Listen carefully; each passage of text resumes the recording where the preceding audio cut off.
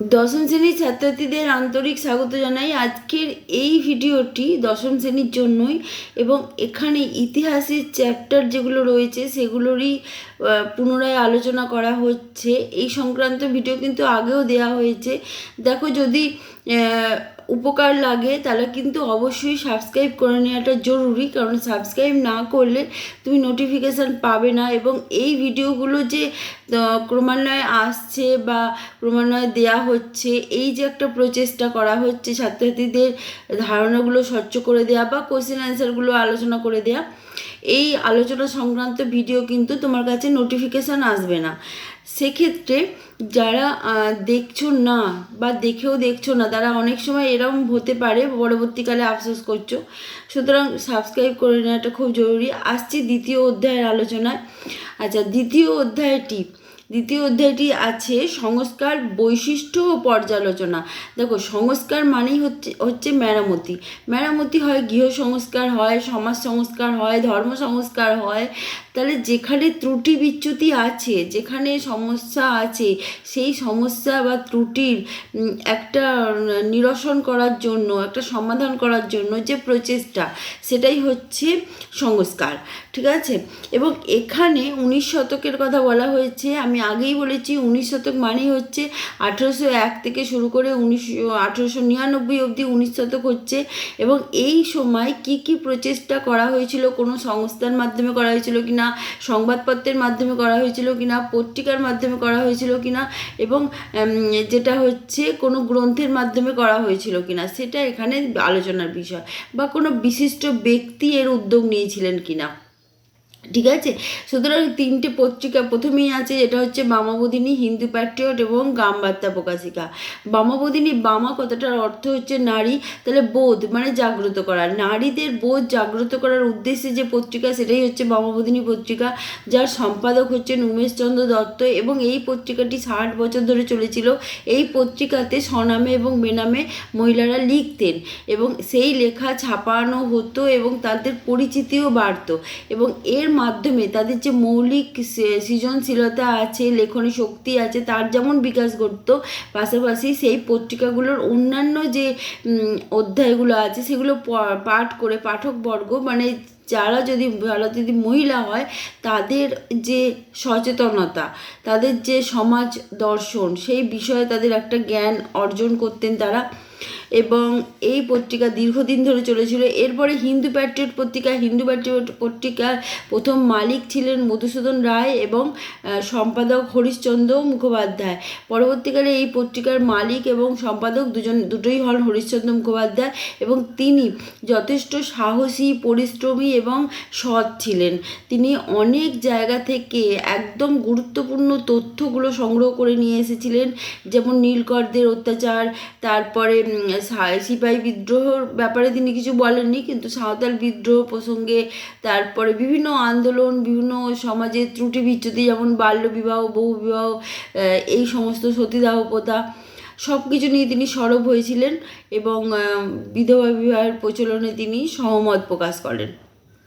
তার লেখনী শক্তি দুর্দান্ত ছিল, এবং তিনি অতুলনীয় লেখনী শক্তির মাধ্যমে সমাজের জনমত গঠন করতে পারদর্শী হয়েছিলেন। বিশেষত বলা যায় তারই লেখনী শক্তির গুণে নীলদর্পণ নাটক, এবং তার লেখনী শক্তির গুণে নীলকরদের অত্যাচার বন্ধ হয়ে গেল। আচ্ছা, এরপরে আসি গ্রামবার্তা প্রকাশিকা, যেটা হচ্ছে হরিনাথ মজুমদার বা কাঙাল হরিনাথ। তিনি প্রচণ্ড দারিদ্রতার মধ্যে জীবনযাপন করেছেন, তা সত্ত্বেও তার সততা, তার লেখনী শক্তি এবং তার সাহসের কোনো তুলনাই হয় না। তারই পত্রিকা যেটা প্রথম, যেখানে লালন ফকিরের গান প্রকাশিত হয়েছিল, এবং ছোট ছোট ঘটনা থেকে বড় বড় ঘটনা পর্যন্ত সমস্ত কিছুতেই তিনি সরব হতেন এবং সাহসিকতার পরিচয় দিয়েছিলেন। এবং সেখানে অনেক গুরুত্বপূর্ণ কথা উঠে আসছে, যেমন হচ্ছে জমিদারদের অত্যাচারের কথাও যেমন লিখেছেন, সেরকম পাশাপাশি ম্যাজিস্ট্রেটের অন্যায় অত্যাচারের কথা, ইস্ট ইন্ডিয়া কোম্পানির অন্যায় অত্যাচারের কথা, সমস্তই কিন্তু তার পত্রিকায় লেখালেখি হতো। এরপরে আসছে হুতুম প্যাঁচার নকশা। হুতুম প্যাঁচার নকশা কিন্তু কালীপ্রসন্ন সিংহ মহাশয় লিখেছিলেন এবং তারও প্রতিভা অসাধারণ ছিল। তিনি মাত্র 30 বছর বেঁচে ছিলেন, কিন্তু তার মধ্যে তিনি বিদ্যুৎসায়নী সভা, বিদ্যুৎসায়নী পত্রিকা এবং হুতুম প্যাঁচার নকশা, তাছাড়া মালতী মাধব, সাবিত্রী সত্যবান প্রভৃতি বই তিনি মানে নাটক রচনা করেছিলেন। এবং এই যে হুতুম প্যাঁচার নকশা, এটাকে বলা হয় একটি জীবন্ত দলিল, কারণ সেই সময়ের কলকাতার কর্চা, কলকাতার সমস্ত জীবনযাত্রার কথা এখানে উল্লিখিত আছে এবং একদম কলকাতার কথ্য ভাষায় তিনি এগুলো লেখালেখি করেছেন, যার ফলে কলকাতায় সেই সমকালীন কলকাতার একটা চিত্র, জীবন চিত্র তার এই গ্রন্থের মাধ্যমে পাওয়া যায়। এবং এখানে এটা একটি ব্যঙ্গ রচনা, মানে এখানে একটু মজা করে নকশা করে তিনি এটি রচনা করেছেন। এরপরে আসি নীল দর্পণ নাটক। নীল দর্পণ নাটক 1860 সালে প্রকাশিত হয়েছিল এবং নীল দর্পণ নাটক কথিত আছে এটা ইংরেজি অনুবাদ করেছেন রেভারেন্স লং সাহেব, কিন্তু অনেকে বলেন মাইকেল মধুসূদন দত্ত অনুবাদ করেছিলেন। যাই হোক গে, রেভারেন্ড লং সাহেবের জেল জরিমানা হয়েছিল এবং তাকে সেই জরিমানা দিয়েছিলেন কালীপ্রসন্ন সিংহ, ঠিক আছে। এবং এই যে নীলদর্পণ নাটক, নীলদর্পণ নাটকে এত জীবন্ত হয়ে উঠেছিল নীলকরদের অত্যাচারের ঘটনা, এবং সেটা যখন বাংলায় রচনা হয়েছিল এবং বিভিন্ন জায়গায় মঞ্চস্থ হতো, ব্রিটিশরা তখনও বুঝতে পারেনি যে তাদেরই অত্যাচারের কথা এখানে লেখা রয়েছে। কিন্তু পরবর্তীকালে এটা যখন ইংরাজিতে অনুবাদ করা হয় এবং সেটাতেই মঞ্চস্থ করা হয়, তখন কিন্তু তারা বুঝতে পারেন এবং তাদের ক্রোধিত হন এবং এরপরে কিন্তু নীলকরদের অত্যাচার বন্ধ হয়ে যায়।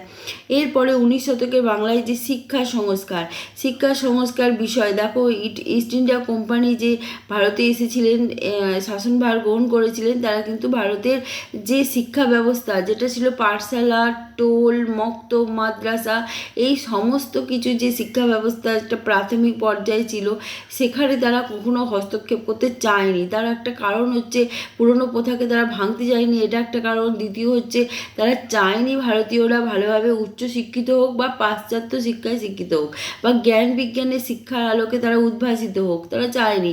কারণ যদি তারা হয় সেরকম, যদি তারা বৈজ্ঞানিক মনস্কতা তাদের মধ্যে জাগ্রত হয়, তাহলে কিন্তু তারা ইস্ট ইন্ডিয়া কোম্পানির অত্যাচার, ব্রিটিশদের অত্যাচারের সম্যক পরিচয় তারা কিন্তু লাভ করবে। তারা কিন্তু বুঝতে পারবে ব্রিটিশরা কিন্তু মোটেও ভারতের জন্য ভালো ফলস্বরূপ নয়, এবং এই জন্য তারা তাদেরকে অন্ধকারেই রাখতে চেয়েছে, সেই জন্য তারা চায়নি এটা। কিন্তু ব্রিটিশ পার্লামেন্ট 1813-তে যে চার্টার আইন পাস করে, সেটার মোতাবেক 1823 সালে একটা জনশিক্ষা কমিটি গঠন হয় এবং সেখানে বলা হয় যে শিক্ষাক্ষেত্রে 1 লক্ষ টাকা ব্যয় করা হবে। এবং 1 লক্ষ টাকা ব্যয় করা কোন ক্ষেত্রে হবে? প্রাচ্য শিক্ষাতে নাকি পাশ্চাত্য শিক্ষাতে? এশিয়ার যে সমস্ত শিক্ষা দর্শন, যে এরকম শিক্ষা ব্যবস্থা প্রচলিত ছিল, ঠিক আছে, যেমন পুরাণ, দর্শন, বিভিন্ন রকমের পুস্তক, সেই সমস্ত হবে নাকি পাশ্চাত্য শিক্ষায় শিক্ষিত করে তুলবেন ভারতবাসীকে, সেই নিয়ে একটা ডিবেট বা বিতর্ক দেখা দেয়, ঠিক আছে। এবং দুটি দলে ভাগ হয়ে যায়, প্রাচ্যবাদী এবং পাশ্চাত্যবাদী। প্রাচ্যবাদীদের মধ্যে আছেন কোলব্রুক, উইলসন, এইচ.টি. প্রিন্সেপ এবং পাশ্চাত্যবাদী টমাস ব্যাবিংটন মেকলে। আর এই প্রসঙ্গে বলি, যেটা হচ্ছে ইস্ট ইন্ডিয়া কোম্পানি নিজেদের স্বার্থেই কয়েকটি প্রতিষ্ঠান গড়ে তুলেছিল, যেমন হচ্ছে এশিয়াটিক সোসাইটি, বারাণসীর সংস্কৃত কলেজ, ফোর্ট উইলিয়াম কলেজ এবং শ্রীরামপুর মিশন, এই সমস্ত কিছু। কিন্তু এর সুফল কিন্তু ভারতীয়রা পেয়েছিল, ঠিক আছে।